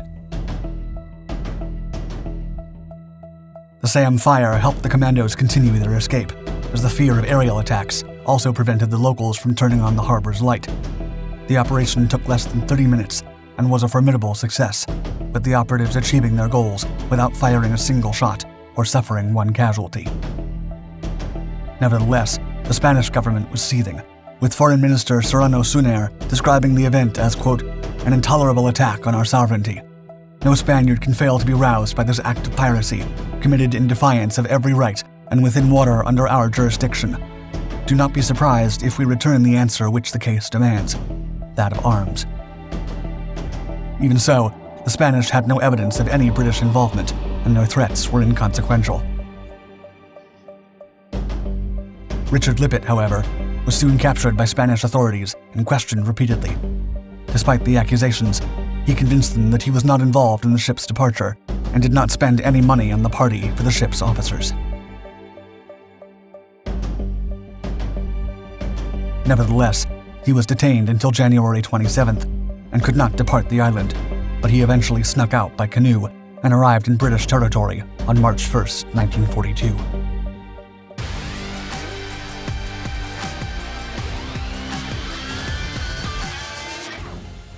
The 1st Special Service Force was activated in the summer of 1942. Composed of brave American and Canadian men, the force was one of the foundational units in unconventional warfare. Its members were forest rangers, lumberjacks, hunters, and woodsmen, and they were trained for every sort of battle in any kind of climate. Also known as the Devil's Brigade, they formed one of the most extraordinary commando units, ruthless to anyone who dared stand in their way. In the words of a German army officer who wrote to his soldiers in 1944, quote, "They are treacherous, unmerciful, and clever. You cannot afford to relax." Jeffrey Pike, a clever and odd English journalist, engineer, and inventor, presented his newest invention to Prime Minister Winston Churchill in early 1942. It was pikecrete, a unique pulp material made of ice and sand that could float while maintaining structural identity. That same year, while working for the British Combined Operations Command, Pike came up with the idea of forming a small but elite force capable of fighting behind enemy lines in freezing winter conditions, using his proposed snow vehicle. This commando unit would be dropped by sea or air into occupied Norway, Romania, and Italy on sabotage missions against hydroelectric plants and oil fields. There was even potential of targeting key Russian objectives. During the Chequers Conference in March of 1942, it was decided to offer the idea to the Americans instead, who then formed a unit composed of American and Canadian soldiers. The head of the War Plans Division, Major General Dwight D. Eisenhower, tasked his staff officer, Lieutenant Colonel Robert Frederick, to organize and command the unit and its upcoming Norway operations, codenamed Project Plow. Frederick was given carte blanche to start recruiting men and was allowed to requisition whichever supplies and equipment he deemed necessary. On July 9, 1942, the 1st Special Service Force, or FSSF, was activated. It was a joint Canadian and American force made up of 3 small regiments and 1 service battalion. Frederick chose the name as a way to fool German spies into thinking the elite group was merely an entertainment troupe to raise the soldiers' morale. The force would answer directly to the Joint Chiefs of Staff, and it was agreed that the second in command would be Canadian, as well as half of the officers and 1/3 of the enlisted men. While the Canadians would have their own army and follow their own code of discipline, they would be supplied with uniforms, equipment, shelter, meals, and travel expenses by the United States Army. The volunteers for the 1,800-man force consisted primarily of men recruited by Army Post Advertising, seeking soldiers that had previously worked as lumberjacks, forest rangers, hunters, game wardens, and other similar positions. Lieutenant Colonel Frederick awaited the new recruits at the William Henry Harrison in Helena, Montana, to begin a rigorous training cycle to prepare for deployment. The fort was selected due to its flat terrain for airborne exercises and close proximity to mountains for winter and ski training. The men from the FSSF underwent a fast-paced and arduous mind and body workout, not unlike typical training cycles of the 21st century. During their conditioning, the men gained proficiency in a variety of skills, including hand-to-hand combat, knife fighting, demolitions, mountaineering, rock climbing, combat skiing, airborne operations, stealth, and reconnaissance. The idea was also to prepare the soldiers for the conditions they would face in a much colder Europe. From the outset, the 1st Special Service Force was armed with a wide-ranging set of non-standard or limited-issue weapons, including the M1941 Johnson machine gun, which significantly increased the unit's firepower. For his part, Frederick took part in the design of a new fighting knife made exclusively for his men. Called the V-42, the weapon was a derivative of the Fairbairn-Sykes fighting knife. After the initial training period in Montana, the FSSF relocated to Vermont in the spring of 1943. Project Plow in Norway was suddenly and quietly cancelled, and the war planners then decided that the first mission for the newly formed unit would be to combat Japanese forces in Alaska. However, once the men arrived in August of 1943, they discovered the island had recently been evacuated by the enemy. As such, the group returned to their camp. In October, Lieutenant General Mark W. Clark, commander of the U.S. Fifth Army, ordered the 1st Special Service Force to be sent to Italy. After arriving in Casablanca 1 month later, the men quickly moved to the Italian front and joined the U.S. 36th Infantry Division. At Monte la Defensa, a pivotal hill for the Fifth Army's advance into Cassino, the FSSF was finally able to demonstrate the value of its men's unique skills and training. From December 3rd to 6th, the men were able to take impenetrable objectives when no one else could. During the cold of winter, the 1st Special Service Force wiped out a vital strategic enemy defensive position where other Allied forces had already suffered many casualties in futile attempts to take it over. The Special Force then continued attacking Italy through the remainder of the year, and despite suffering mounting losses, the brave men were beginning to earn a fierce reputation. The Special Force Brigade replaced the 1st and 3rd Ranger Battalions at Anzio, south of Rome, in early 1944. In Operation Shingle, the unit was tasked with holding and raiding from the right-hand flank of a temporary line near the Mussolini Canal. After successfully taking over, the German units quickly pulled back to avoid the aggressive patrols. In fact, the Germans were often surprised at how few men the FSSF actually had, as high-ranking lieutenants believed the force was the size of a division. In Anzio, the FSSF fought for 99 days without relief. During this time, Lieutenant Colonel Frederick was admired for his willingness to fight alongside his men in battle. It was around this time that the FSSF received the nickname of the Devil's Brigade, when a found diary of a Nazi soldier contained a passage referring to the men as die Schwarzen Teufeln, or the Black Devils. Quote, "With blackened faces, small units would often overwhelm German defenders without firing a shot, and then disappear into the night." Meanwhile, the FSSF began to use their trademark stickers, which depicted the unit patch, and the German slogan Das dicke Ende kommt noch, or the worst is yet to come. The soldiers would place them on fortifications and enemy bodies. The force continued fighting throughout the spring, and on the night of June 4th, some members became part of the first Allied units to enter Rome. In August of 1944, Frederick, who had commanded the force since its beginnings, left when he was promoted to Major General and tasked with commanding the 1st Airborne Task Force. He was succeeded by Colonel Edwin Walker. That same month, the FSSF landed in Ile-Thiers for Operation Dragoon, the invasion of southern France. During the Battle of Port Creux, the men took the 5 forts on the islands back from the German army. On December 5th, the unique elite military unit that never failed to achieve its ambitious objectives was disbanded in a field near Villeneuve-Loubet. This commune in southeast France had a personal meaning to the men in the unit, as it was one of the places the unit had the most challenging time capturing just a few months before. On that day, the American commander held a parade to honor the unit, and as the ceremony neared its end, the Canadian elements were dismissed and celebrated by the Americans. During their active service, the 1,800-man unit accounted for over 12,000 German casualties, captured 7,000 prisoners, and had an attrition rate of over 600%. Throughout their 2.5-year service, many members of the Devil's Brigade were honored for brave acts of valor. One of them was United States soldier Wendell C. Johnson, who risked his life to save a fellow Black Devil by walking into a minefield area and taking his comrade to safety. When his superiors tried to give him a medal for his act of heroism, Johnson declined, saying, quote, "Give it to the man who lost his leg." After the disbandment of the elite force, similar troop formations in both the United States and Canada can trace their heritage to this unit. In the 1950s, Colonel Aaron Bank created another elite unit using training, strategies, and lessons learned from the Devil's Brigade's missions. Later, this force evolved into specialized forces such as the Green Berets, Delta Force, and Navy SEALs, and the highly secretive Canadian JTF-2 military unit had similar features as well. Similar to World War II, the American Delta Force members were joined by Canadian JTF-2 members in 2001 on a special assignment during the invasion of Afghanistan.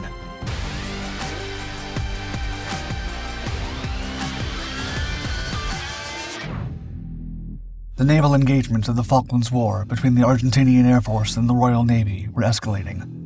A British warship, HMS Sheffield, was operating in hostile territory, ready to strike down any upcoming enemy aircraft.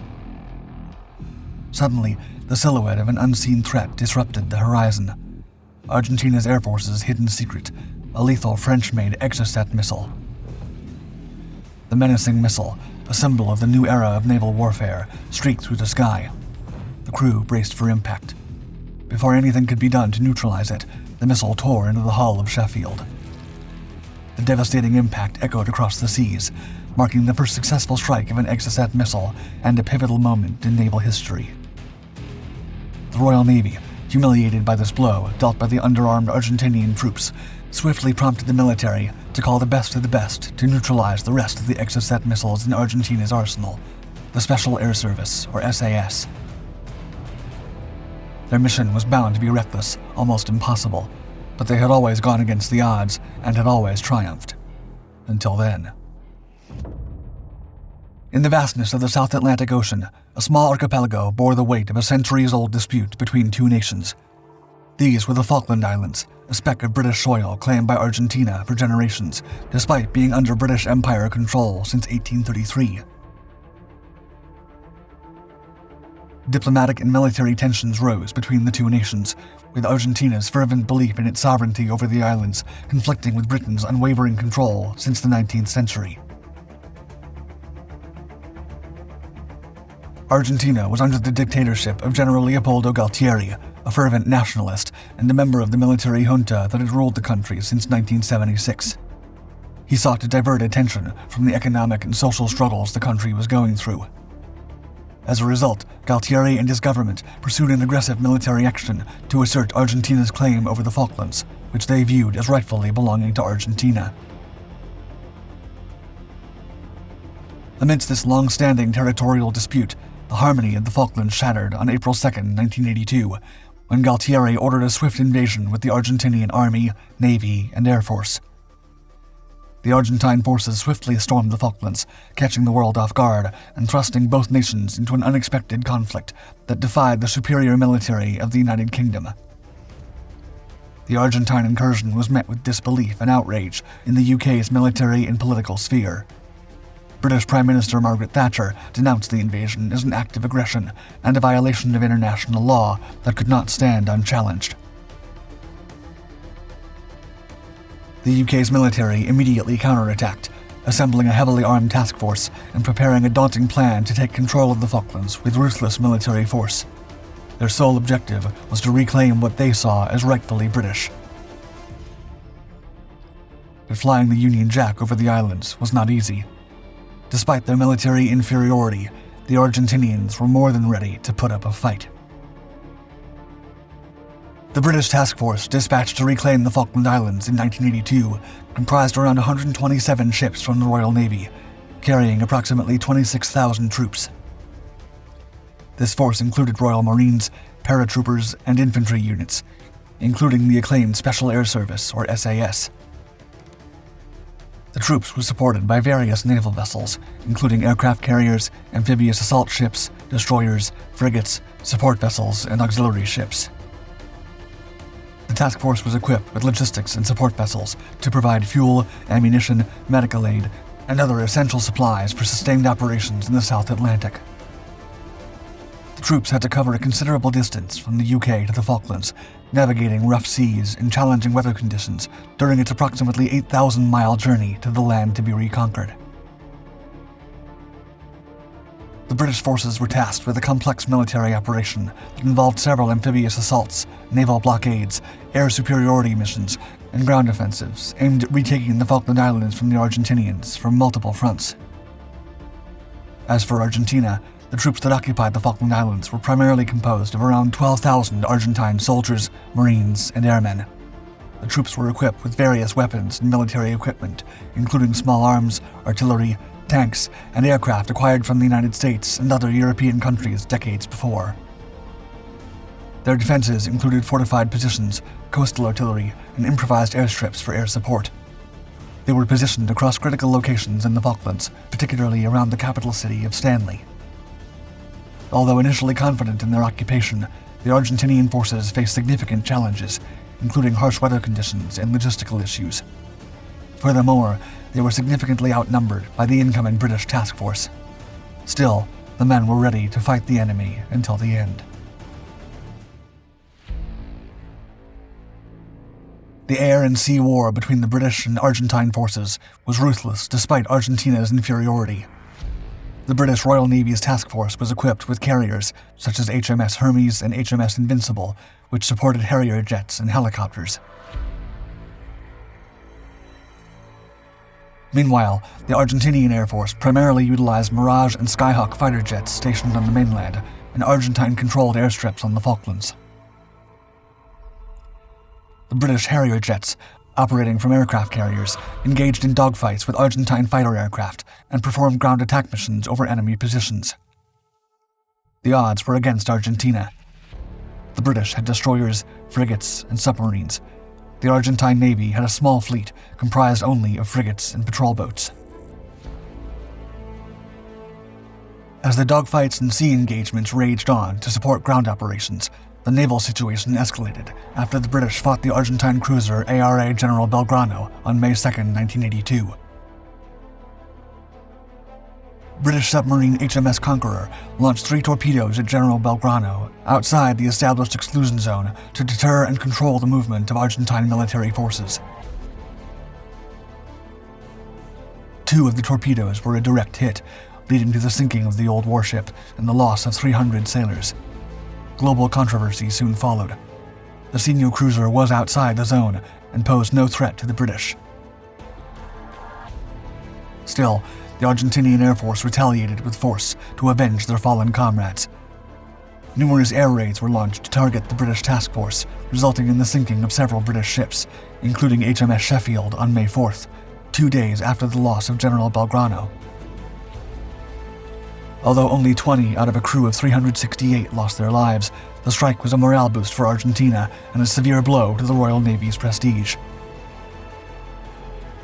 The Argentinians also had a trick up their sleeve: the employment of the devastating French Exocet anti-ship missiles and Dassault Brigade Super-Étendard carrier-borne strike fighter aircraft. Not willing to let the Argentine forces gain the upper hand in the war, British intelligence decided to eliminate the enemy's arsenal of French Dassault Brigade fighters and Exocet missiles in a secret operation that could only be accomplished by the SAS. The elite SAS commandos and the Royal Navy Special Boat Service were immediately called in to prepare a plan to strike the airstrips where the Argentinians had their French fighters stationed and their devastating missiles hidden. Meanwhile, MI6, the Secret Intelligence Service, mounted an undercover operation to buy all the Exocet missiles available from the black market. The aim was to eradicate any possibility of resupplying its used munitions to Argentina. Nonetheless, the remaining missiles and aircraft still directly threatened the entire campaign, leading the military and intelligence community to launch Operation Mikado, or Operation Certain Death. The objective was simple, at least on paper: take out Argentina's remaining Exocet missiles.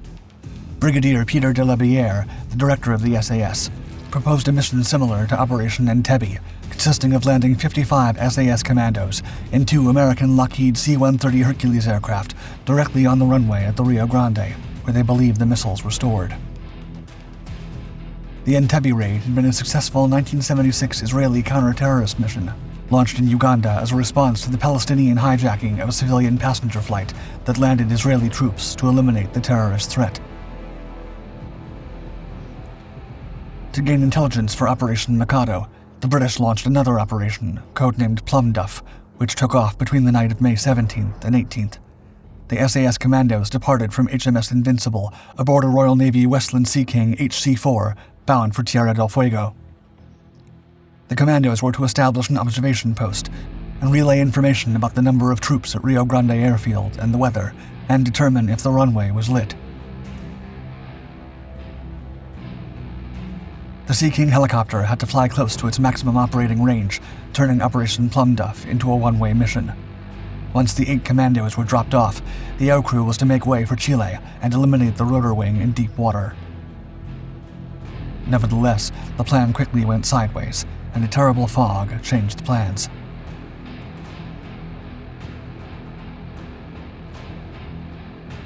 As the Sea King soared within a mere 20 miles of the designated drop-off point, an eerie shroud of fog descended, swallowing the landscape and casting navigation into disarray. Within the helicopter, a tense debate ensued between the aircrew and the members of the elite SAS unit. The commandos opted to proceed with their mission, despite the challenging conditions. Meanwhile, the aircrew charted a course toward Chile, executing their plan to land the helicopter and destroy it as part of the operation. The pilots were forced to fly on instruments due to the meteorological conditions, but reached their destination without issues. They disembarked near Punta Arenas and prepared to sink the helicopter. After detonating it with explosives, the men traveled through Chilean territory to find shelter in the British embassy. Nonetheless, the Chilean authorities stumbled upon the burnt remnants of the Sea King, prompting the British to conceal the true purpose of its presence. Days later, the stranded aircrew was rescued by Chilean officials and repatriated to the UK. Simultaneously, the commandos encountered unforeseen obstacles on the ground, preventing them from accomplishing their mission and aborting them without any intelligence gathered. On May 25th, while the SAS commandos were freezing at a bridge where they were to link up with the rest of their patrol, 2 Argentine Super Étendard attacked the ship MV Atlantic Conveyor with 2 exocets and sunk it. The ship carried valuable supplies for the invading forces and bombs for the aircraft. It also brought much-needed Chinook and Wessex helicopters for surveillance and military operations over the Falklands. Nevertheless, B Squadron decided to continue with Operation Mikado with the bit of information available. On May 30th, an even greater tragedy almost consumed the Royal Navy. The restless Argentine pilots launched another attack with Super Étendard aircraft. They went straight for the British aircraft carriers, but their remaining Exocet missiles did not hit the target and missed HMS Avenger. British intelligence assured command that it was the last Exocet in the enemy's arsenal, but not many believed it.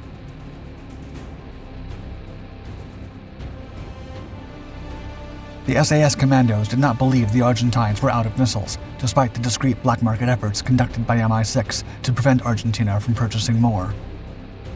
Consequently, the SAS High Command decided to prepare Mikado to prove it. Many officers argued the regiment was only doing it to add another decoration to the already prestigious unit's history. The plan was as follows. 2 C-130s would fly from Ascension Island and refuel mid-flight.